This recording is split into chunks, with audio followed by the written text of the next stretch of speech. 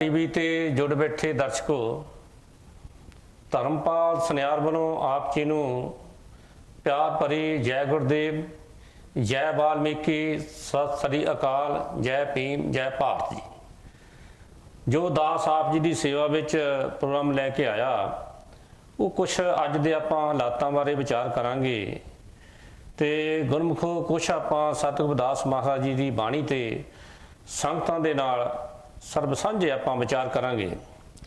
क्योंकि प्यारी साध संगत जी अज दे हालात जो हैं बड़े ही भयानक हैं। क्योंकि आपां सारे ही जानते हाँ कि जो कोरोना वायरस ने सारे संसार नूं अपनी लपेट विच लिया होया है।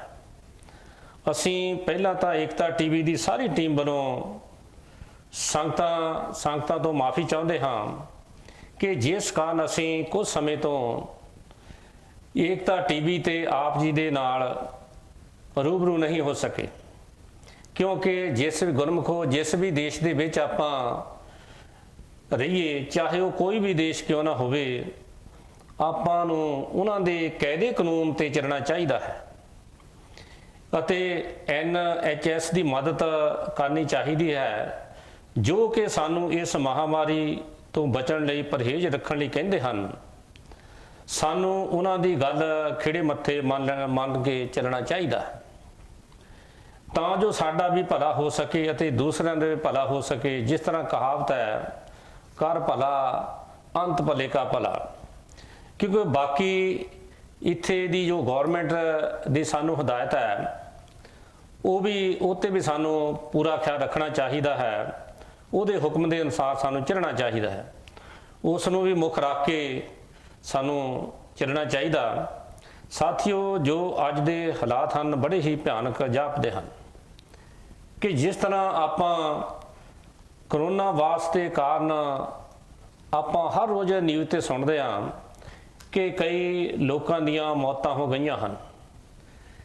क्योंकि असीं पहलां एकता टीवी वालों जिहड़े साडे भैन भरा इस बीमारी की लपेट में आके सानू विछोड़ा दे गए हैं, असीं बहुत बहुत अफसोस करते हाँ अते सतगुरु रविदास महाराज अगे आपां इहो अरदास करते हाँ कि उन्हां दी आत्मा नूं कुल मालक परमात्मा अपने चरनां विच निवास देवे अते पिछों भाणा मनण दा सारे ही परिवारां नूं बल बख्शे। तो क्योंकि इस भयानक बीमारी का जो लोग सफ़र हाले साडे भैन भरा कई जिहड़े सफ़र करते हैं, असीं ये भी परमात्मा अगे इहो अरदास करते हाँ कि वो भी जल्दी तो जल्दी ठीक हो के अपने घर आउण। पर आपां नूं पहिलां गुरमुखो आपां उन्हां दा भी ख्याल रखना चाहिए है कि जिहड़े साडे भैन भरा इस बीमारी का शिकार होए हैं तो अपना भी सानू ख्याल रखना चाहिए है। क्योंकि असीं इस गल ते जिस तरह असीं कि माफ़ी चाहुंदे हां भी कुछ समय तो आपां गुरमुखो तुहाडे रूबरू नहीं हो सके, असीं दुबारे फिर इस गल की माफ़ी चाहुंदे हां।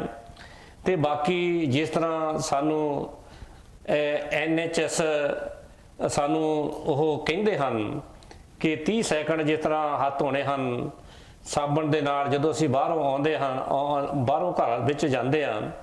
तो इस करके गुरमुखो ये सारे नूं पता ही है, गुलाब पा के आपां नूं बाहर जाना चाहिए है, मास्क लाउणा चाहिए है। क्योंकि गुरु प्यारी साध संगत जी ये जो भी आपां नूं टैली ते बड़े ही विस्तार दे नाल दस्सिया जांदा है कि आपां इत्थे दे जो कायदे कानून हैं आपां उन्हां नूं पढ़ाईए। क्योंकि टीवी भी आपां इस करके थोड़े चेले गुरमुखो बंद कीता सी। हुण आप जी के सहयोग के नाल दोबारे फिर एकता टीवी उस तरह जिस तरह पहला चलता सी उस तरह चलिया करेगा।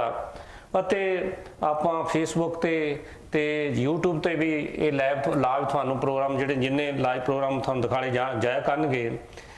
इसलिए प्यारी साध संगत जी, क्योंकि गुरु प्यारिओ आपां जी विचार करके देखिए, क्योंकि साडे सब दुखों का कारण मन का सच के रास्ते तो गुरमुखो भटक जाना जे आपां विचार करिए। क्योंकि आत्मा परमात्मा दी अंश है, ये परमात्मा वांग आनंद स्वरूप है, पर जद ये परमात्मा तो मूँह मोड़ के ਮਨ ਦਾ ਸਾਥ ਲੈ ਲੈਂਦੀ ਹੈ ਤਾਂ ਮਨ ਇਹਨੂੰ ਆਪਣੇ ਨਾਲ ਇੰਦਰੀਆਂ ਦੇ ਭੋਗਾਂ, ਵਿਸ਼ੇ ਵਿਕਾਰਾਂ ਅਤੇ ਅਨੇਕ ਤਰ੍ਹਾਂ ਦੇ ਕਰਮਾਂ ਵਿੱਚ ਫਸਾ ਦਿੰਦਾ ਹੈ। ਨਤੀਜਾ ਇਹ ਹੁੰਦਾ ਹੈ ਕਿ ਮਨ ਦੇ ਨਾਲ ਨਾਲ ਆਤਮਾ ਨੂੰ ਵੀ ਗੁਰਮੁਖੋ ਦੁੱਖ ਭੋਗਣੇ ਪੈਂਦੇ ਹਨ। ਮਾਇਆ ਦਾ ਭਰਮਾਇਆ ਹੋਇਆ ਅਗਿਆਨੀ ਮਨ ਇਹ ਨਹੀਂ ਸਮਝਦਾ ਕਿ ਸੰਸਾਰ ਬਾਹਰੋਂ ਦੇਖਣ ਨੂੰ ਸੁੰਦਰ ਅਤੇ ਲੁਭਾਉਣਾ ਹੈ, ਪਰ ਅੰਦਰੋਂ ਵਿਸ਼ਿਆਂ ਵਿਕਾਰਾਂ ਤੇ ਜ਼ਹਿਰ ਨਾਲ ਭਰਿਆ ਹੋਇਆ ਹੈ। ਇਹ ਸੰਸਾਰ ਅਸਲ ਵਿੱਚ ਜ਼ਹਿਰ ਦਾ ਜੰਗਲ ਹੈ। ਮਨ ਮੂਰਖਤਾ ਬਸ ਇਸ ਦੇ ਫਲਾਂ ਦਾ ਸਵਾਦ ਭੋਗਣ ਲਈ ਕਦੇ ਇੱਕ ਬ੍ਰਿਕਸ਼ ਵੱਲ ਦੌੜਦਾ ਹੈ ਤੇ ਕਦੇ ਦੂਜੇ ਵੱਲ। ਇਹ ਸਾਡੇ ਗੁਰਮੁਖੋ ਇਹ ਮਨ ਦੀਆਂ ਚਲਾਕੀਆਂ ਹਨ। ਪਰ ਇਹਨਾਂ ਜ਼ਹਿਰੀਲੇ ਭੋਗਾਂ ਨਾਲ ਇਹਦੀ ਤ੍ਰਿਸ਼ਨਾ ਸ਼ਾਂਤ ਨਹੀਂ ਹੁੰਦੀ ਅਤੇ ਕੇਵਲ ਦੁੱਖ ਅਤੇ ਨਿਰਾਸ਼ਾ ਹੀ ਇਹਦੇ ਪੱਲੇ ਪੈਂਦੇ ਹਨ। ਜਿੰਨਾ ਮਰਜ਼ੀ ਵੀ ਸਾਡਾ ਮਨ ਦੇਖ ਲਓ, ਆਲੇ ਦੁਆਲੇ ਨੂੰ ਦੌੜ ਕੇ ਦੇਖ ਲਵੇ ਗੁਰਮੁਖ ਪਿਆਰਿਓ, ਇਹਦੇ ਪੱਲੇ ਅਖੀਰ ਦੇ ਵਿੱਚ ਦੁੱਖ ਅਤੇ ਨਿਰਾਸ਼ਾ ਹੀ ਇਹਦੇ ਪੱਲੇ ਪੈਂਦੇ ਹਨ। ਕਿਉਂਕਿ ਇਹ ਜੋ ਵੀ ਸਾਡਾ ਜਾਣ ਕੇ ਮਨ ਕਰਾ ਰਿਹਾ ਹੈ ਗੁਰਮੁਖੋ, ਇਹ ਸਾਨੂੰ ਚੰਗੇ ਪਾਸੇ ਭਲਾ ਇਹ ਜਾਣੇ ਨਹੀਂ ਦਿੰਦਾ। ਕਿਉਂਕਿ ਇਹਦੇ ਪੱਲੇ ਹਮੇਸ਼ਾ ਹੀ ਜਿੱਦਾਂ ਦੇਖ ਲਓ ਨਿਰਾਸ਼ਾ ਤੇ ਤ੍ਰਿਸ਼ਨਾ ਪਊਗੀ। ਜਿੰਨਾ ਮਰਜ਼ੀ ਦੌੜ ਕੇ ਦੇਖ ਲਓ, ਜਦ ਤੱਕ ਆਤਮਾ ਮਨ ਅਤੇ ਮਾਇਆ ਦੇ ਚੁੰਗਲ ਤੋਂ ਛੁਟਕਾਰਾ ਪਾ ਕੇ ਪਰਮਾਤਮਾ ਦੇ ਵੱਲ ਮੂੰਹ ਨਹੀਂ ਮੋੜਦੀ, ਇਹਦੇ ਦੁੱਖਾਂ ਦਾ ਕਦੇ ਅੰਤ ਨਹੀਂ ਹੋ ਸਕਦਾ। ਇਸ ਲਈ ਗੁਰਮੁਖੋ ਆਤਮਾ ਨੂੰ ਮਨ ਅਤੇ ਮਾਇਆ ਤੋਂ ਛੁਟਕਾਰਾ ਦਿਵਾਉਣ ਦੇ ਲਈ ਸਭ ਤੋਂ ਪਹਿਲਾਂ ਮਨ ਨੂੰ ਨਿਰਮਲ ਕਰਨਾ ਜ਼ਰੂਰੀ ਹੈ। ਮਨ ਵਿਸ਼ੇ ਵਿਕਾਰਾਂ ਨੂੰ ਤਿਆਗ ਕੇ ਤਾਂ ਹੀ ਨਿਰਮਲ ਹੋ ਸਕਦਾ ਹੈ ਜਦ ਇਹਨੂੰ ਕਿਸੇ ਐਸੇ ਪੂਰਨ ਸੰਤ ਸਤਿਗੁਰੂ ਦੀ ਸੰਗਤ ਪ੍ਰਾਪਤ ਹੋ ਜਾਵੇ ਜਿਸ ਨੇ ਆਪਣੇ ਚੰਚਲ ਮਨ ਨੂੰ ਨਿਸ਼ਚਲ ਕਰ ਲਿਆ ਹੋਵੇ।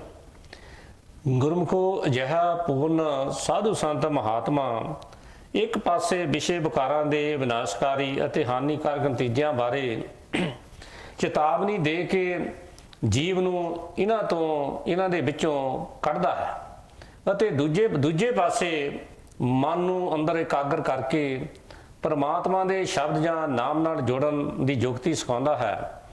ਇਸ ਤਰ੍ਹਾਂ ਮਨ ਨੂੰ ਅੰਦਰੋਂ ਸ਼ਬਦ ਜਾਂ ਨਾਮ ਦਾ ਉਹ ਲੌਕਿਕ ਰਸ ਮਿਲ ਜਾਂਦਾ ਹੈ ਕਿ ਆਪਣੇ ਆਪ ਇੰਦਰੀਆਂ ਦੇ ਭੋਗਾਂ ਨੂੰ ਤੱਜ ਕੇ ਅੰਦਰ ਮਗਨ ਹੋ ਜਾਂਦਾ ਹੈ। ਇਸ ਤਰ੍ਹਾਂ ਸਤਿਗੁਰ ਦੀ ਦੱਸੀ ਯੁਕਤੀ ਦੇ ਅਨੁਸਾਰ ਜਿਸ ਤਰ੍ਹਾਂ ਸਾਨੂੰ ਸਤਿਗੁਰ ਕਹਿੰਦੇ ਹਨ, ਜੇ ਆਪਾਂ ਉਹਨਾਂ ਦੇ ਕਹੇ ਦੇ ਮੁਤਾਬਕ ਅਭਿਆਸ ਕਰਨ ਨਾਲ ਲੱਗ ਜਾਈਏ ਤਾਂ ਮਨ ਅੰਦਰ ਇਕਾਗਰ ਹੋ ਕੇ ਉੱਪਰਲੇ ਰੂਹਾਨੀ ਮੰਡਲਾਂ ਵਿੱਚ ਚੜ ਜਾਂਦਾ ਹੈ। ਕਿਉਂਕਿ ਗੁਰਮੁਖੋ ਮਨ ਦਾ ਸਰੋਤ ਦੂਜਾ ਰੂਹਾਨੀ ਮੰਡਲ ਤਿਰਕੁਟੀ ਹੈ। ਤਿਰਕੁਟੀ ਵਿੱਚ ਪਹੁੰਚ ਕੇ ਆਪਣੇ ਸਰੋਤ ਵਿੱਚ ਲੀਨ ਹੋ ਜਾਂਦਾ ਹੈ ਅਤੇ ਆਤਮਾ ਇਸ ਦੇ ਪੰਜੇ ਤੋਂ ਆਜ਼ਾਦ ਹੋ ਕੇ ਆਪਣੇ ਨਿਜ ਘਰ ਪਹੁੰਚ ਕੇ ਪਰਮ ਸੁਖ ਦੀ ਭਾਗੀ ਬਣ ਜਾਂਦੀ ਹੈ। ਕਿਉਂਕਿ ਗੁਰੂ ਪਿਆਰਿਓ, ਗੁਰੂ ਸਾਹਿਬਾਂ ਨੇ ਕੋਈ ਸਾਨੂੰ ਕਮੀ ਨਹੀਂ ਛੱਡੀ ਸਮਝਾਉਣ ਦੀ। ਜਿਸ ਤਰ੍ਹਾਂ ਸਤਿਗੁਰੂ ਰਵਿਦਾਸ ਮਹਾਰਾਜ ਜੀ ਨੇ ਆਪਣੇ ਇੱਕ ਬੜੇ ਹੀ ਸੁੰਦਰ ਤਰੀਕੇ ਨਾਲ ਸਾਨੂੰ ਆਪਣੀ ਬਾਣੀ ਦੇ ਵਿੱਚ ਸਮਝਾਇਆ।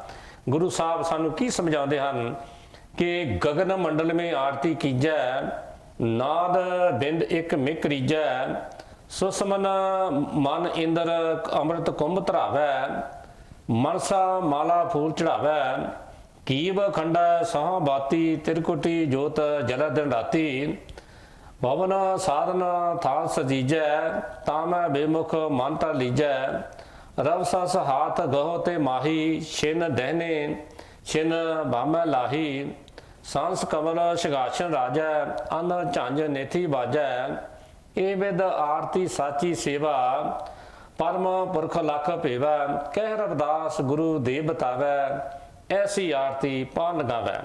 ਗੁਰਮੁਖੋ ਆਪਾਂ ਇਹ ਸਤਿਗੁਰੂ ਰਵਿਦਾਸ ਮਹਾਰਾਜ ਦੇ ਸ਼ਬਦ ਤੇ ਆਪਾਂ ਜੇ ਵਿਚਾਰ ਕਰਕੇ ਦੇਖੀਏ, ਗੁਰਮੁਖੋ ਬੜਾ ਹੀ ਇਹ ਜੋ ਸ਼ਬਦ ਹੈ ਬੜਾ ਹੀ ਇਹ ਸਮਝਣ ਯੋਗ ਹੈ। ਜੇ ਸਾਡੀ ਇਹ ਗੱਲ ਨਾ ਸਮਝ ਵਿੱਚ ਆ ਜਾਵੇ ਗੁਰਮੁਖੋ, ਆਪਾਂ ਜਿੰਨੇ ਵੀ ਬਾਹਰ ਮੁਖੀ ਕਰਮਕਾਂਡ ਕਰਦੇ ਆ, ਆਪਾਂ ਉਹ ਛੱਡ ਕੇ ਆਪਾਂ ਜੋ ਗੁਰੂ ਸਾਹਿਬ ਦਾ ਇਹ ਸ਼ਬਦ ਵਿੱਚ ਉਪਦੇਸ਼ ਦਿੱਤਾ ਆਪਾਂ ਜਿਹਨੂੰ ਫੋਲੋ ਕਰਾਂਗੇ ਤੇ ਗੁਰਮੁਖੋ ਸਾਡੀ ਗੱਲ ਬਣ ਸਕਦੀ ਹੈ।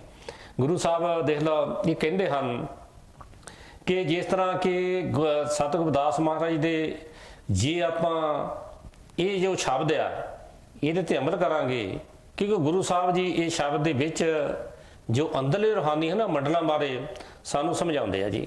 ਆਪ ਜੀ ਨੇ ਅੰਦਰਲੇ ਰੂਹਾਨੀ ਮੰਡਲਾਂ ਨੂੰ ਤਿਰਕੁਟੀ ਜਾਂ ਗਗਨ ਕਿਹਾ ਜਾਂ ਗਗਨ ਮੰਡਲ ਕਿਹਾ। ਗੁਰੂ ਸਾਹਿਬ ਕਹਿੰਦੇ ਹਨ ਕਿ ਉੱਥੇ ਪਹੁੰਚ ਕੇ ਨਾਮ ਜਾਂ ਸ਼ਬਦ ਦੀ ਧੁਨੀ ਵੀ ਸੁਣਾਈ ਦਿੰਦੀ ਹੈ। ਗੁਰਮੁਖੋ ਨਾਮ ਕੀ ਹੈ? ਨਾਮ ਜੋ ਸਾਡੇ ਅੰਦਰ ਇੱਕ ਆਵਾਜ਼ ਹੈ, ਜੋ ਕਿਉਂਕਿ ਮਹਾਂਪੁਰਖ ਸਾਨੂੰ ਉਹਦੇ ਨਾਲ ਜੋੜਦੇ ਆ। ਜਦੋਂ ਅਸੀਂ ਆਪ ਸੁਣਨ ਲੱਗ ਪੈਂਦੇ ਹਾਂ ਉਹਨਾਂ ਦੇ ਕਹੇ ਦੇ ਮੁਤਾਬਕ, ਜਿਸ ਤਰ੍ਹਾਂ ਸਾਨੂੰ ਕਹਿੰਦੇ ਆ, ਹਰ ਰੋਜ਼ ਆਪਾਂ ਉਹਨਾਂ ਦੇ ਕਹੇ ਦੇ ਮੁਤਾਬਕ ਸਵੇਰੇ ਉੱਠ ਕੇ ਤਾਂ ਆਪਾਂ ਨਾਮ ਸਿਮਰਨ ਦੀ ਕਮਾਈ ਕਰਦੇ ਹਾਂ। ਗੁਰਮੁਖੋ ਫਿਰ ਇਹ ਅਨੁਭਵ ਸ਼ੁਰੂ ਹੋ ਜਾਂਦੇ ਹਨ ਅਤੇ ਨਾਮ ਅਤੇ ਸ਼ਬਦ ਦਾ ਪ੍ਰਕਾਸ਼ ਵੀ ਦਿਖਾਈ ਦਿੰਦਾ ਹੈ, ਕਿਉਂਕਿ ਅੰਦਰ ਜੋਤ ਹੈ। ਜਿਸ ਤਰ੍ਹਾਂ ਕਹਿੰਦੇ ਅੰਤਰ ਜੋਤ ਨਿਰੰਤਰ ਬਾਣੀ ਸੱਚੇ ਸਾਭ ਸਿਉ ਲਿਵ ਲਾਈ, ਕਿਉਂਕਿ ਸਤਿਗੁਰੂ ਰਵਿਦਾਸ ਮਹਾਰਾਜ ਨੇ ਇਹਦੇ ਬਾਰੇ ਸਾਨੂੰ ਸਮਝਾਇਆ ਸੀ। ਅੰਤਰ ਦੀਆ ਜਗਮਗ ਜਦੀ ਬਿਨ ਬਾਤੀ ਬਿਨ ਤੇਲ, ਸੁਰਤ ਸਾਧਕਾ ਰਹੀਏ ਮੈਂ ਦੇਖ ਪਿਆ ਕੇ ਖੇਲ। ਇਸ ਲਈ ਗੁਰੂ ਪਿਆਰੀ ਸਾਧ ਸੰਗਤ ਜੀ ਸਾਨੂੰ ਗੁਰੂ ਸਾਹਿਬ ਸਮਝਾਉਂਦੇ ਹਨ ਕਿ ਅੰਦਰਲੇ ਰੂਹਾਨੀ ਮੰਡਲਾਂ ਵਿੱਚ ਹਰ ਵੇਲੇ ਦਿਨ ਰਾਤ ਸ਼ਬਦ ਅਤੇ ਪ੍ਰਕਾਸ਼ ਦੀ ਵਰਖਾ ਹੋ ਰਹੀ ਹੈ। ਮਤਲਬ ਸ਼ਬਦ ਚੱਲ ਰਿਹਾ ਤੇ ਉਹ ਜੋਤ ਅੰਦਰ ਚੱਲ ਰਹੀ ਹੈ। ਗੁਰੂ ਸਾਹਿਬ ਇਹ ਸਾਨੂੰ ਸਮਝਾਉਣਾ ਚਾਹੁੰਦੇ ਆ ਕਿ ਨਾਮ ਅਤੇ ਸ਼ਬਦ ਦੀਆਂ ਮਧੁਰ ਧੁਨੀਆਂ ਉੱਠ ਰਹੀਆਂ ਹਨ, ਕਿ ਜਿਸ ਤਰ੍ਹਾਂ ਕਿ ਮਹਾਰਾਜ ਐਗਜ਼ਾਮਪਲ ਦਿੰਦੇ ਕਿ ਮੰਨ ਲਓ ਕਿ ਅੰਦਰ ਹਰ ਵੇਲੇ ਇੱਕ ਅਲੌਕਿਕ ਆਰਤੀ ਹੋ ਰਹੀ ਹੋਵੇ। ਗੁਰੂ ਸਾਹਿਬ ਸਾਨੂੰ ਸਮਝਾਉਂਦੇ ਹਨ ਕਿ ਉਸ ਆਰਤੀ ਵਿੱਚ ਆਪਣੇ ਮਨ ਨੂੰ ਮਗਨ ਕਰਨਾ ਹੀ ਸੱਚੀ ਅਤੇ ਉੱਤਮ ਆਰਤੀ ਹੈ। ਜੈਸੇ ਕਿ ਸੱਚੀ ਤੇ ਉੱਤਮ ਆਰਤੀ ਕਰਨ ਦੇ ਲਈ ਧੂਪ ਦੀਪ ਅਤੇ ਫੁੱਲਾਂ ਦੀ ਲੋੜ ਪੈਂਦੀ ਹੈ, ਉਸ ਆਰਤੀ ਵਿੱਚ ਆਪਣੀ ਗੁਰਮੁਖੋ ਆਤਮਾ ਨੂੰ ਸ਼ਾਮਲ ਕਰਨ ਲਈ ਕਿਸੇ ਪੂਰਨ ਸੰਤ ਸਤਿਗੁਰ ਪਾਸੋਂ ਨਾਮ ਦੀ ਦੌਲਤ ਹਾਸਲ ਕਰਨਾ ਅਤੇ ਉਹਨਾਂ ਦੇ ਦੱਸੇ ਅਨੁਸਾਰ ਹਰ ਰੋਜ਼ ਸਵੇਰੇ ਉੱਠ ਕੇ ਨਾਮ ਦੀ ਕਮਾਈ ਕਰਨਾ। ਮਤਲਬ ਨਾਮ ਜਪਣਾ, ਆਪਣੇ ਖਿਆਲ ਨੂੰ ਦੂਸਰਿਆਂ ਵਿੱਚੋਂ ਸਮੇਟ ਕੇ ਤੇ 10ਵੇਂ ਦਰਵਾਜ਼ੇ ਜਾਂ ਤੀਸਰੇ ਤਿਲ ਤੇ ਇਕਾਗਰ ਕਰਨ ਦਾ ਪੁਰਸ਼ਾਰਥ ਕਰਨਾ ਪੈਂਦਾ ਹੈ। ਤੀਸਰੇ ਤਿਲ ਦੋਹਾਂ ਅੱਖਾਂ ਦੇ ਪਿਛਲੇ ਪਾਸੇ ਦੋਹਾਂ ਭਰਮਟਿਆਂ ਦੇ ਵਿਚਕਾਰ ਹਨ, ਜਿਸ ਨੂੰ ਸ਼ਿਵ ਨੇਤਰ, ਦਿਵ ਚਸਕੂ, ਨੁਕਤਾ ਤੇ ਸਪੈਦਾ ਆਕਾਰ ਦਰ ਆਦ ਨਾਮਾਂ ਨਾਲ ਪੁਕਾਰਿਆ ਜਾਂਦਾ ਹੈ। ਗੁਰੂ ਪਿਆਰੀ ਸਾਧ ਸੰਗਤ ਜੀ ਜਿਸ ਸਮੇਂ ਸਿਰ ਮਹਾਤਮਾ ਆਏ, ਉਹਨਾਂ ਨੇ ਸਾਨੂੰ ਸਮੇਂ ਦੇ ਮੁਤਾਬਕ ਸਾਨੂੰ ਸਮਝਾਉਣਾ ਕੀਤਾ ਕਿ ਜਿਸ ਤਰ੍ਹਾਂ ਅਸੀਂ ਸਮਝ ਸਕਦੇ ਸੀ, ਕਿਉਂਕਿ ਬੋਲੀ ਭਾਵੇਂ ਕੋਈ ਵੀ ਹੋਵੇ, ਜਿਹੜੀ ਰੂਹਾਨੀਅਤ ਹੈ ਉਹਦੇ ਉੱਥੇ ਪਹੁੰਚਣ ਲਈ ਉਹ ਰਸਤਾ ਜਿਹੜਾ ਕੁੱਲ ਮਾਲਕ ਨੂੰ ਮਿਲਣ ਦੇ ਲਈ ਹਰ ਇੱਕ ਲਈ ਰਸਤਾ ਇੱਕੋ ਹੀ ਹੈ, ਦੋ ਨਹੀਂ ਹੋ ਸਕਦੇ। ਭਾਵੇਂ ਕੋਈ ਵੀ ਕਿਸੇ ਕੰਟਰੀ ਵਿੱਚ ਗੁਰਮੁਖ ਰਹਿੰਦਾ, ਕਿਉਂਕਿ ਜਿਹੜੇ ਸ਼ਬਦ ਇੱਕ ਹੈ, ਪਰਮਾਤਮਾ ਇੱਕ ਹੈ। ਕਹਿੰਦੇ ਇੱਕ ਨੋਟ ਤੇ ਸਭ ਜਗ ਉਪਜਿਆ, ਕੌਣ ਭਲੇ ਕੋਣ ਮੰਦੇ। ਉਹ ਸ਼ਬਦ ਵੀ ਗੁਰਮੁਖੋ ਹਰ ਇੱਕ ਦੇ ਅੰਦਰ ਇੱਕੋ ਹੀ ਚੱਲਦਾ, ਕਿਉਂਕਿ ਜੋਤ ਵੀ ਇੱਕੋ ਹੀ ਹੈ। ਉਹਦੇ ਵਿੱਚੋਂ ਜੋ ਨਾ ਸ਼ਬਦ ਨਿਕਲਿਆ, ਕਹਿੰਦੇ ਅੰਤਰ ਜੋਤ ਨਿਰੰਤਰ ਬਾਣੀ ਸੱਚੇ ਸਾਭ ਤੇ ਲਿਵ ਲਾਈ। ਉਹ ਜਿਹੜੀ ਆਵਾਜ਼ ਹੈ ਨਾ, ਉਹ ਜੋਤ ਦੇ ਅੰਦਰੋਂ ਉਹ ਜਿਹੜੀ ਆਵਾਜ਼ ਉਹ ਪ੍ਰਗਟ ਹੁੰਦੀ ਹੈ ਹਰ ਇੱਕ ਦੇ ਅੰਦਰ, ਕਿਉਂਕਿ ਗੁਰਮੁਖ ਉਹਦੇ ਆਪਾਂ ਸਹਾਰੇ। ਦੇਖ ਲਓ ਧਰਤੀ ਖੜੀ ਹੈ, ਜੋ ਵੀ ਚੰਦ ਸੂਰਜ ਸਿਤਾਰੇ ਉਹਦੇ ਸਾਰੇ ਤੇ ਹਨ, ਕਿਉਂਕਿ ਕਮੀ ਕਿਸੇ ਨੇ ਵੀ ਨਹੀਂ ਛੱਡੀ। ਪਹਿਲੀ ਪਾਤਸ਼ਾਹ ਮਹਾਰਾਜ ਨੇ ਸਾਨੂੰ ਇਹ ਸਮਝਾਇਆ ਸੀ, ਕਹਿੰਦੇ ਆਦ ਸੱਚ, ਜਗਾਤ ਸੱਚ, ਹੈ ਵੀ ਸੱਚ, ਨਾਨਕ ਹੋਸੀ ਵੀ ਸੱਚ। ਇਹ ਜਿਹੜਾ ਸੱਚ ਗੁਰਮੁਖੋ ਜੁਗਾਂ ਜਗਾਂਤਰ ਚੱਲਿਆ ਆਉਂਦਾ ਆ, ਸੱਚ ਕੀ ਹੈ? ਉਹ ਜਿਹੜਾ ਸ਼ਬਦ ਹੈ, ਉਹਦੇ ਸਹਾਰੇ ਆਪਾਂ ਦੇਖ ਲਓ ਇੱਥੇ ਆ ਧਰਤੀ ਹੈ, ਇਹ ਕਿਹਦੇ ਸਾਰੇ ਖੜੀ? ਸ਼ਬਦ ਦੇ। ਉੱਪਰ ਨਿਗਾਹ ਮਾਰ ਲਓ, ਚੰਦ ਸੂਰਜ ਸਿਤਾਰੇ ਕਿਹਦੇ ਸਹਾਰੇ ਆ? ਸ਼ਬਦ ਦੇ ਸਾਰੇ। ਇਹ ਸਭ ਕੁਛ ਜੋ ਵੀ ਹੈ ਇਹ ਸ਼ਬਦ ਤੋਂ ਹੀ ਬਣਿਆ ਹੈ। ਜਿੰਨੇ ਵੀ ਮਹਾਂਪੁਰਖ ਆਏ ਉਹਨਾਂ ਨੇ ਸਾਨੂੰ ਇਹੋ ਹੀ ਸਮਝਾਇਆ, ਕਿਉਂਕਿ ਗੁਰੂ ਪਿਆਰਿਓ ਮਹਾਂਪੁਰਖ ਜਿਹੜੇ ਹੁੰਦੇ ਹਨ ਉਹ ਪਿਛਲੀਆਂ ਐਗਜ਼ਾਮਪਲਾਂ ਤਾਂ ਮਹਾਂਪੁਰਖਾਂ ਦੀਆਂ ਦਿੰਦੇ ਹਨ, ਕਿਉਂਕਿ ਉਹ ਇਹੋ ਹੀ ਦੱਸਣਾ ਚਾਹੁੰਦੇ ਹਨ ਸਾਨੂੰ ਵੀ ਜਿਹੜੇ ਪਹਿਲਾਂ ਵੀ ਮਹਾਂਪੁਰਖ ਆਏ ਉਹਨਾਂ ਨੇ ਵੀ ਸਾਨੂੰ ਇਹੋ ਹੀ ਪ੍ਰਚਾਰ, ਇਹੋ ਹੀ ਸਾਨੂੰ ਉਪਦੇਸ਼ ਦਿੱਤਾ, ਤੇ ਹੁਣ ਵੀ ਜਿਹੜੇ ਆ ਰਹੇ ਹਨ ਉਹ ਵੀ ਸਾਨੂੰ ਇਹੋ ਹੀ ਉਪਦੇਸ਼ ਦੇ ਰਹੇ ਹਨ, ਕਿਉਂਕਿ ਗੁਰਮੁਖ ਸੱਚ ਇੱਕੋ ਹੀ ਹੈ, ਉਹਨੇ ਸੱਚ ਦੀ ਗੱਲ ਕਰੀ ਜਾਣੀ ਹੈ। ਇਸ ਤਰ੍ਹਾਂ ਸਾਨੂੰ ਸਮਝਾਉਂਦੇ ਹਨ ਕਿ ਤੀਸਰੇ ਤਿਲ ਜਿਹੜਾ ਨਾ ਦੋਹਾਂ ਸਾਡੀਆਂ ਅੱਖਾਂ ਆ, ਇਹਨਾਂ ਦੇ ਪਿਛਲੇ ਪਾਸੇ ਦੋਹਾਂ ਭਰਵੱਟਿਆਂ ਦੇ ਵਿਚਕਾਰ ਹੈ, ਜਿਸ ਨੂੰ ਸ਼ਿਵ ਨੇਤਰ, ਦਿਵ ਚਸਕੂ, ਨੁਕਤਾ ਤੇ ਸਪੈਦਾ, ਘਰਦਾਰ ਆਦਿ ਨਾਮਾਂ ਨਾਲ ਪੁਕਾਰਿਆ ਜਾਂਦਾ ਹੈ। ਸਤਿਗੁਰੂ ਦਾਸ ਜੀ ਨੇ ਉਸੇ ਨੂੰ ਹਰਦੁਆਰ ਵੀ ਹਰੀ ਦਾ ਦੁਆਰ ਕਿਹਾ, ਅਰਥਾਤ ਹਰੀ ਦਾ ਦਰਵਾਜ਼ਾ ਕਿਹਾ ਹੈ, ਕਿਉਂਕਿ ਉਸ ਵਿੱਚ ਦਾਖਲ ਹੋਣ ਦੇ ਨਾਲ ਹੀ ਕੋਈ ਭਾਗਾਂ ਵਾਲਾ ਜੀਵ ਹਰੀ ਤੱਕ ਪਹੁੰਚਣ ਦਾ ਸੁਭਾਗੀ ਬਣ ਸਕਦਾ ਹੈ। ਹੁਣ ਤੀਸਰੇ ਤਿਲ ਉੱਤੇ ਧਿਆਨ ਇਕਾਗਰ ਕਰਨਾ ਹੀ ਅਭਿਆਸੀ ਦੀ ਪਹਿਲੀ ਪੌੜੀ ਹੈ, ਅਤੇ ਇੱਥੇ ਪਹੁੰਚ ਕੇ ਹੀ ਅਭਿਆਸੀ ਦਾ ਅੰਦਰਲਾ ਸਫ਼ਰ ਸ਼ੁਰੂ ਹੋ ਜਾਂਦਾ ਹੈ। ਇਸ ਪਹਿਲੀ ਪੌੜੀ ਤੇ ਚੜ੍ਹ ਕੇ ਅਭਿਆਸੀ ਦੀ ਆਤਮਾ ਈੜਾ ਖੱਬੀ ਨਾੜੀ ਅਤੇ ਪਿੰਗਲਾ ਸੱਜੀ ਨਾੜੀ ਦੇ ਵਿਚਕਾਰ ਸੁਖਮਨ ਨਾੜੀ ਵਿੱਚ ਦੀ ਪਾਰ ਹੋ ਕੇ ਸ਼ਬਦ ਨਾਮ ਦੇ ਅੰਮ੍ਰਿਤਮਈ ਨਾਦ ਨਾਲ ਜੁੜ ਕੇ ਸੂਰਜ ਚੰਦ ਤੇ ਸਿਤਾਰੇ ਲੰਘ ਕੇ ਰੂਹਾਨੀਅਤ ਦੀ ਪਹਿਲੀ ਮੰਜ਼ਿਲ ਸੰਸਾਰ ਕਮਰ ਵਿੱਚ ਪ੍ਰਵੇਸ਼ ਹੋ ਜਾਂਦਾ ਹੈ। ਮਤਲਬ ਉਹਦੀ ਆਤਮਾ ਉੱਥੇ ਪ੍ਰਵੇਸ਼ ਕਰਦੀ ਹੈ। ਗੁਰੂ ਪਿਆਰਿਓ, ਇੱਥੇ ਜੇ ਹੁਣ ਆਪਾਂ ਵਿਚਾਰ ਕਰੀਏ, ਇੱਥੇ ਹੁਣ ਚੰਦ ਸੂਰਜ ਤੇ ਸਿਤਾਰਿਆਂ ਦਾ ਮਤਲਬ ਇਹ ਜ਼ਿਕਰ ਆਇਆ। ਗੁਰੂ ਪਿਆਰਿਓ, ਬਾਣੀ ਜਿਹੜੀ ਹੈ ਇਸ ਗੱਲ ਦੀ ਅਗਾਹੀ ਭਰਦੀ ਹੈ। ਰਾਜੇ ਪੀਪਾ ਜੀ ਨੇ ਜਦੋਂ ਸਤਿਗੁਰੂ ਦਾਸ ਮਹਾਰਾਜ ਦੀ ਸ਼ਰਨ ਲਈ, ਉਹਨਾਂ ਤੋਂ ਸ਼ਬਦ ਲੈ ਕੇ ਉਹਦੀ ਕਮਾਈ ਕੀਤੀ, ਆਪ ਜੀ ਕੀ ਕਹਿ ਉੱਥੇ, ਉਹ ਕੀ ਕਹਿੰਦੇ, ਜੋ ਇਹ ਕਿਉਂਕਿ ਗੁਰਮੁਖੋ ਇਹ ਕੋਈ ਸੁਣੀਆਂ ਸੁਣਾਈਆਂ ਗੱਲਾਂ ਨਹੀਂ ਮਹਾਂਪੁਰਖ ਕਰਦੇ ਹੁੰਦੇ। ਜਿਹੜੇ ਮਹਾਂਪੁਰਖ ਹੁੰਦੇ ਆ ਉਹ ਅੰਦਰ ਆਪਣਾ ਜਾਤੀ ਤਜਰਬਾ ਉਹਨਾਂ ਦਾ ਹੁੰਦਾ, ਉਹ ਅੰਦਰ ਦੇਖ ਕੇ ਜੋ ਅੰਦਰ ਦੇਖਦੇ ਹਨ, ਉਹਨੇ ਸਾਡੇ ਤੇ ਬੜੀ ਕਿਰਪਾ ਕੀਤੀ। ਗੁਰਮੁਖੋ ਉਹ ਸਾਡੇ ਲਈ ਲਿਖ ਜਾਂਦੇ ਹਨ। ਕਿਉਂ ਲਿਖ ਕੇ ਜਾਂਦੇ ਹਨ? ਕਿਉਂਕਿ ਸਾਡੇ ਅੰਦਰ ਵੀ ਉਹ ਚੀਜ਼ਾਂ ਦੇਖਣ ਦਾ, ਹਾਸਲ ਕਰਨ ਦਾ ਸਾਡੇ ਅੰਦਰ ਵੀ ਉਹ ਪਿਆਰ ਵਧੇ, ਪ੍ਰੇਮ ਵਧੇ। ਕਿਉਂਕਿ ਉਹ ਦੱਸ ਵੀ ਜਾਂਦੇ ਹਨ ਵੀ ਕਿੱਦਾਂ ਹਾਸਲ ਹੋਈਆਂ ਸਾਨੂੰ ਇਹ। ਜਿੱਦਾਂ ਰਾਜੇ ਪੀਪੇ ਜੀ ਨੇ ਸਾਨੂੰ ਕੀ ਸਮਝਾਇਆ ਸੀ, ਉਹਨੇ ਕੀ ਬਾਣੀ ਅੰਦਰ ਕੀ ਸਮਝਾ ਗਏ ਆ। ਉਹ ਕਹਿੰਦੇ, ਜੋ ਬ੍ਰਹਿਮੰਡੇ ਸੋਈ ਪਿੰਡੇ, ਜੋ ਖੋਜੇ ਸੋ ਭਾਵੈ, ਪੀਪਾ ਪਰਮ ਤੱਤ ਹੈ, ਸਤਿਗੁਰ ਹੋਏ ਲਿਖਾਵੈ। ਕਹਿੰਦੇ ਸਤਿਗੁਰ ਤੋਂ ਬਿਨਾ ਮੈਂ ਇਸ ਚੀਜ਼ ਨੂੰ ਪ੍ਰਾਪਤ ਨਹੀਂ ਕਰ ਸਕਿਆ, ਕਿ ਜੋ ਇਹ ਬ੍ਰਹਿਮੰਡ ਦੇ ਵਿੱਚ ਮੈਂ ਦੇਖ ਰਿਹਾ, ਚੰਦ ਸੂਰਜ ਸਿਤਾਰੇ, ਗੁਰਮੁਖੋ ਇਹ ਹਰ ਇੱਕ ਜਿਹੜੇ ਇਹ ਅੰਦਰ ਅਨੁਭਾਵੀ ਹੋਣੇ ਸ਼ੁਰੂ ਹੋ ਜਾਂਦੇ ਆ, ਜਿਹੜੇ ਕਿ ਪੂਰਨ ਸਾਧੂ ਸੰਤ ਮਹਾਤਮਾ ਦੇ ਕਹੇ ਦੇ ਮੁਤਾਬਕ ਉਹ ਚੱਲਦੇ ਹਨ। ਹਰ ਰੋਜ਼ ਸੁਬਾਹ ਸਵੇਰੇ ਉੱਠ ਕੇ ਉਹ ਨਾਮ ਦੀ ਕਮਾਈ ਕਰਦੇ ਹਨ। ਇਸ ਲਈ ਆਪ ਨੇ ਉਹਨੂੰ ਸੰਸਾਰ ਕਮਲ ਵੀ ਕਿਹਾ। ਜਦੋਂ ਕਿ ਉਹਦੇ ਵਿੱਚ ਉਹ ਸਾਡੀ ਆਤਮਾ ਪ੍ਰਵੇਸ਼ ਕਰਦੀ ਹੈ, ਉੱਥੇ ਮਜੀਦੇ ਵਰਗੇ ਬਾਜੇ, ਇਹ ਝਾਲ ਦੀ ਨਿਰੰਤਰ ਵੱਜ ਰਹੀ ਆਨੰਦ ਧੁਨੀ ਨੂੰ ਸੁਣਾਈ, ਅਤੇ ਹਜ਼ਾਰਾਂ ਦੀਵਿਆਂ ਦੀਆਂ ਦਿਨ ਰਾਤ ਹਰ ਵੇਲੇ ਜਗਦੀਆਂ ਜੋਤਾਂ ਗੁਰਮੁਖ ਸੁੰਦਰ ਨਜ਼ਾਰੇ ਦੇਖਦੀ ਹੈ। ਜਿਸ ਤਰ੍ਹਾਂ ਕਿ ਮੰਨ ਲਓ ਕਿ ਆਤਮਾ ਅੰਦਰੋਂ ਹਰ ਵੇਲੇ ਹੋ ਰਹੀ ਆਰਤੀ ਦੇ ਦਰਸ਼ਨ ਕਰਦੀ ਹੋਵੇ। ਵਿਸ਼ੇ ਵਿਕਾਰਾਂ, ਮਾਇਆ ਦੇ ਭੋਗਾਂ, ਸ਼ਰਾਬਾਂ ਕਾਬਾਂ ਦੀਆਂ ਲਜਤਾਂ, ਆਸ਼ਾਵਾਂ, ਮਨ ਛਾਵਾਂ, ਤ੍ਰਿਸ਼ਨਾਵਾਂ ਦਾ ਤਿਆਗ ਕਰਕੇ ਨਾਮ ਦੇ ਸਿਮਰਨ ਭਜਨ ਦੁਆਰਾ ਆਪਣੇ ਅੰਦਰੋਂ ਨਿਰੰਤਰ ਜਗਮਗ ਜੋਤ ਦੇ ਦਰਸ਼ਨ ਕਰਨਾ ਤੇ ਆਨੰਦ ਨਾਦ ਦੀ ਧੁਨੀ ਸੁਣਨਾ ਹੀ ਗੁਰਮੁਖੋ ਪਰਮ ਪੁਰਖ ਦੀ ਉੱਤਮ ਆਰਤੀ ਹੈ। ਇਸ ਅਦਭੁਤ ਆਰਤੀ ਦੇ ਮੁਕਾਬਲੇ ਤੇ ਬਾਹਰਮੁਖੀ ਆਰਤੀ ਕੋਈ ਅਰਥ ਨਹੀਂ ਰੱਖਦੀ।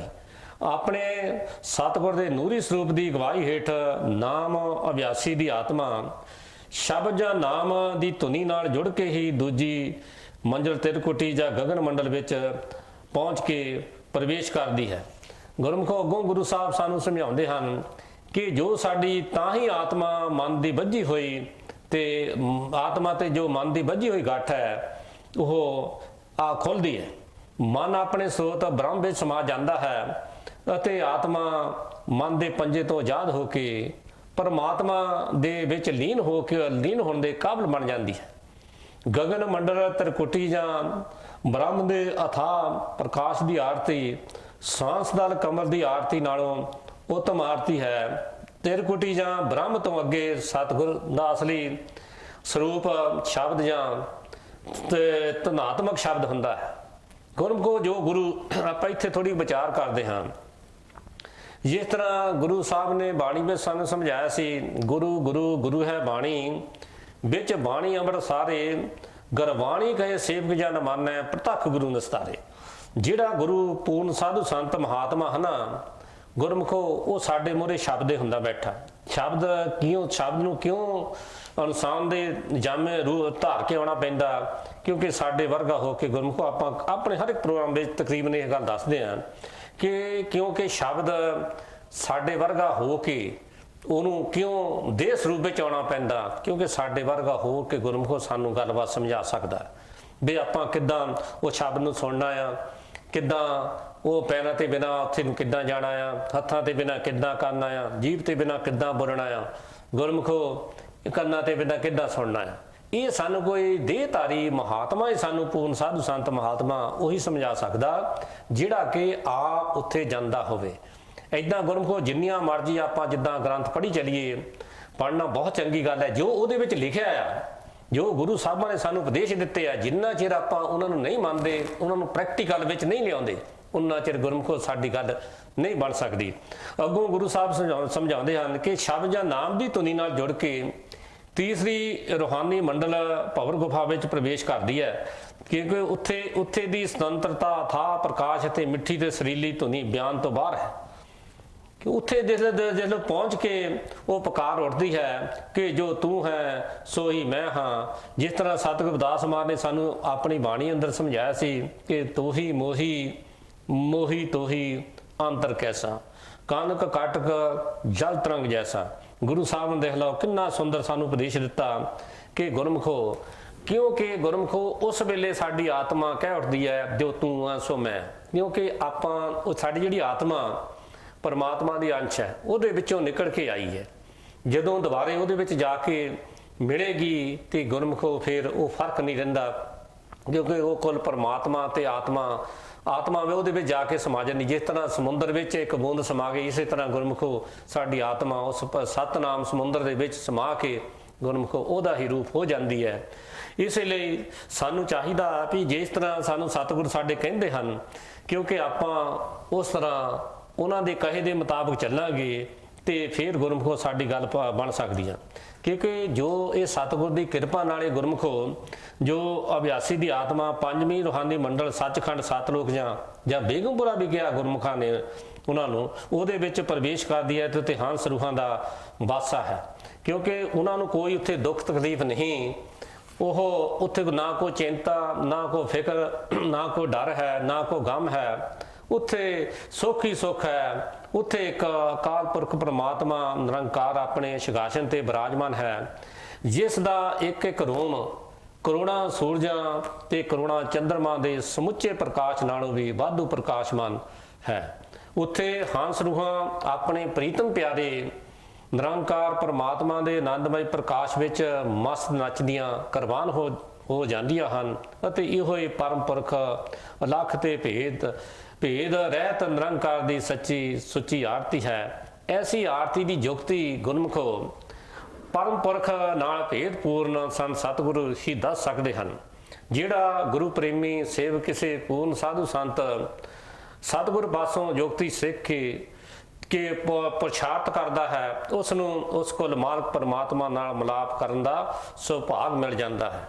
ਕਿਉਂਕਿ ਗੁਰੂ ਪਿਆਰੀ ਸਾਧ ਸੰਗਤ ਜੀ, ਜਿੰਨੇ ਵੀ ਮਹਾਂਪੁਰਖ ਆਏ, ਇਹਨਾਂ ਨੇ ਸਾਨੂੰ ਬਾਹਰਮੁਖੀ ਕਰਮਕਾਂਡ ਤੋਂ ਠਾ ਕੇ ਸਾਨੂੰ ਅੰਤਰਮੁਖ ਲਾਇਆ। ਕਿਉਂ ਲਾਇਆ?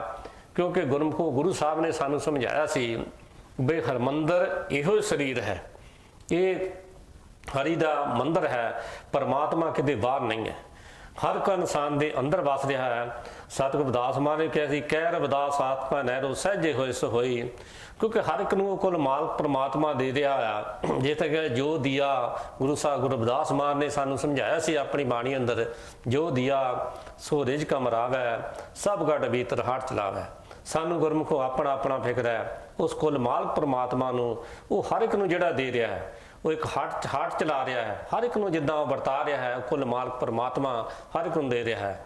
ਕਿਉਂਕਿ ਇਹ ਜੋ ਵੀ ਇਹ ਜੋ ਸਿਮਰਨ ਅਤੇ ਧਿਆਨ ਦੀ ਸਹਾਇਤਾ ਦੁਆਰਾ ਹੀ ਗੁਰਮੁਖੋ ਇਹ ਪੂਰਨ ਇਕਾਗਰਤਾ ਦੀ ਸਮਾਧੀ ਦੀ ਅਵਸਥਾ ਪ੍ਰਾਪਤ ਹੋਣ ਨਾਲ ਆਤਮਾ ਸ਼ਬਦ ਦੇ ਪ੍ਰਕਾਸ਼ ਦੇ ਸਹਾਰੇ ਅੰਦਰਲਾ ਰੂਹਾਨੀ ਸਫ਼ਰ ਤੈਅ ਕਰਨਾ ਇਹ ਸ਼ੁਰੂ ਕਰ ਦਿੰਦੀ ਹੈ।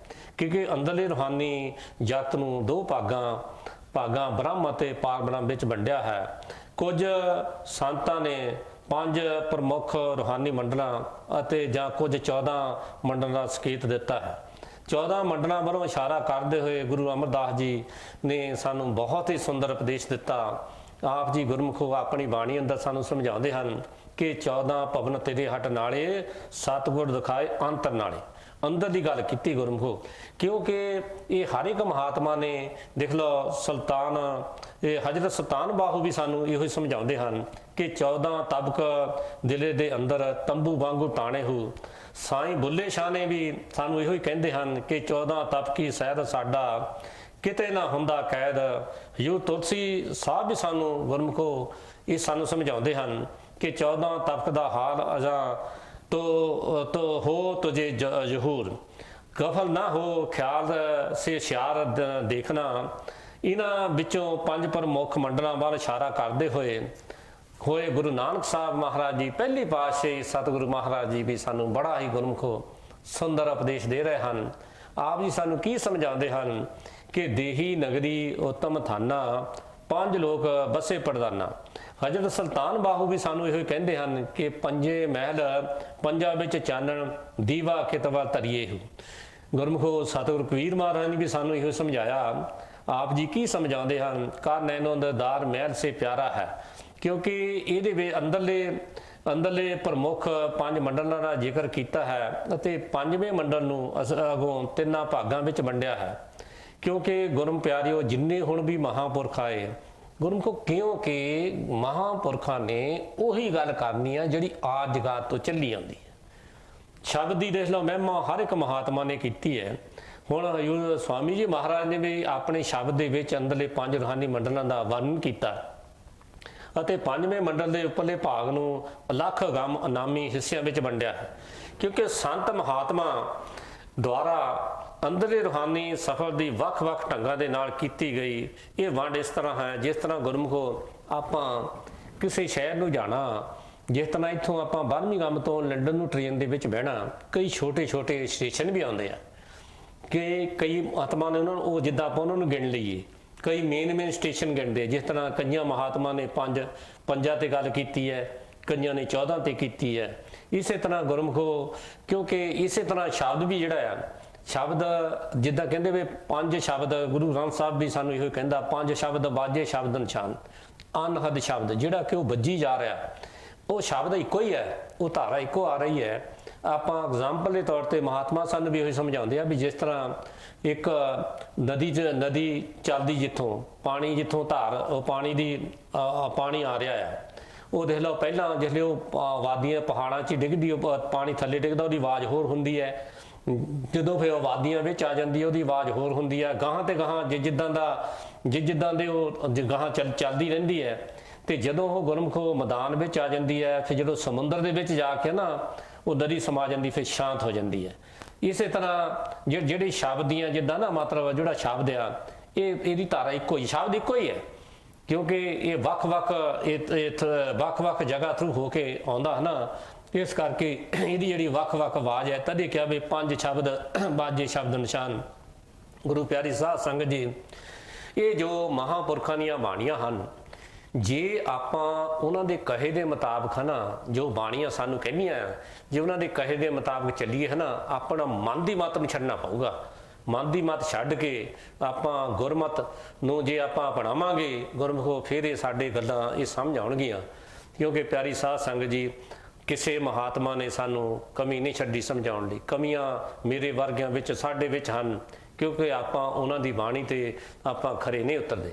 ਗੁਰੂ ਸਾਹਿਬਾਂ ਨੇ ਜਿਸ ਤਰ੍ਹਾਂ ਕਿ ਜੇ ਆਪਾਂ ਰੋਜ਼ ਪੜ੍ਹਦੇ ਵੀ ਹਾਂ, ਰੋਜ਼ ਦੇਖ ਲਓ 5 ਸ਼ਬਦ ਬਾਜੇ ਸ਼ਬਦ ਨਿਸ਼ਾਨ, ਤਾਂ ਆਪਾਂ ਕਦੇ ਤੇ ਵਿਚਾਰ ਕੀਤੀ ਵੀ ਉਹ ਸਾਡੇ ਕਿੱਥੇ ਵੱਜਦੇ ਆ, ਆਪਾਂ ਨੂੰ ਪਤਾ ਕਿੱਦਾਂ ਲੱਗੂ ਬਈ ਆਪਾਂ ਕਿਤੋਂ ਇਹ ਭੇਤ ਲੈ ਕੇ ਆਪਾਂ ਸੁਣ ਸਕੀਏ ਉਹਨਾਂ 5 ਸ਼ਬਦਾਂ ਨੂੰ। ਕਿਉਂਕਿ ਗੁਰਮੁਖੋ, ਇਹ ਤਦੇ ਪਤਾ ਲੱਗਦਾ ਜੇ ਕੋਈ ਸਾਨੂੰ ਪੂਰਨ ਸਾਧੂ ਸੰਤ ਮਹਾਤਮਾ ਮਿਲ ਜਾਵੇ। ਇਸ ਲਈ ਪਿਆਰੀ ਸਾਧ ਸੰਗਤ ਜੀ, ਸਾਨੂੰ ਵੀ ਚਾਹੀਦਾ ਹੈ ਬਾਣੀਆਂ ਪੜ੍ਹੀਏ ਜ਼ਰੂਰ, ਗੁਰੂ ਘਰ ਜਾਈਏ, ਜੋ ਸਾਨੂੰ ਉਪਦੇਸ਼ ਗੁਰੂ ਘਰ ਤੋਂ ਮਿਲਦਾ ਆ, ਸਤਿਗੁਰਾਂ ਨੇ ਆਪਣੀਆਂ ਬਾਣੀਆਂ ਵਿੱਚ ਸਾਨੂੰ ਦੱਸਿਆ ਸਮਝਾਇਆ, ਆਪਾਂ ਜੇ ਉਹਨਾਂ ਨੂੰ ਪੜ੍ਹ ਕੇ ਆਪਾਂ ਉਹਨਾਂ ਨੂੰ ਪ੍ਰੈਕਟੀਕਲ ਵਿੱਚ ਲਿਆਈਏ, ਉਹਨਾਂ ਨੂੰ ਮੰਨੀਏ ਗੁਰਮੁਖੋ, ਤਾਂ ਕਿ ਸਾਡਾ ਜੇ ਮੰਨੀਏ ਤਾਂ ਸਾਡਾ ਲੋਕ ਤੇ ਪਰਲੋਕ ਦੋਹੇ ਸਾਡੇ ਸਵਾਰ ਹੋ ਸਕਦੇ ਆ। ਗੁਰੂ ਪਿਆਰੀ ਸਾਧ ਸੰਗਤ ਜੀ, ਸਾਰੀਆਂ ਸੰਗਤਾਂ ਨੂੰ ਮੇਰੇ ਵੱਲੋਂ ਜੈ ਗੁਰਦੇਵ, ਧੰਨ ਗੁਰਦੇਵ, ਜੈ ਵਾਲਮੀਕੀ, ਸਤਿ ਸ੍ਰੀ ਅਕਾਲ ਜੀ।